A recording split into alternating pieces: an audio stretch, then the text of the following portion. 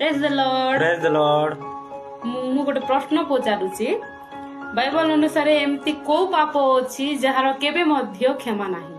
हाँ, बहुत सुंदर प्रश्न। प्रभु आशीर्वाद करंतु। तार उत्तर लेखा है माथ्यू 12 तार 32 पदरे आ से जगार ए प्रकार लेखा है आउ जे कहीं मनुष्य पुत्रंक विरुद्धरे कथा कहिबो ताहाकु क्षमा दिया दिबो, मात्र जे कहीं पवित्र आत्मा विरुद्ध रे कथा कहबो इह जुगरे कि पर जुगरे ताहाकु क्षमा दिया जीव नाही। मोर प्रिय माने वाक्य ए प्रकार कहूची जदि आम कौनसी भी पाप करबा और परमेश्वर आम को क्षमा करिवे, किंतु पवित्र आत्मा विरुद्ध रे जदि आम किछि कहबा ताहेले आम को क्षमा मिलिबो नाही। एणु करी आम सतर्क रहिबा जेतेबेले आम पवित्र आत्मा विषय रे कथा होचु, प्रचार करूचु, चर्चा करूचु, आम सावधान रहिबा।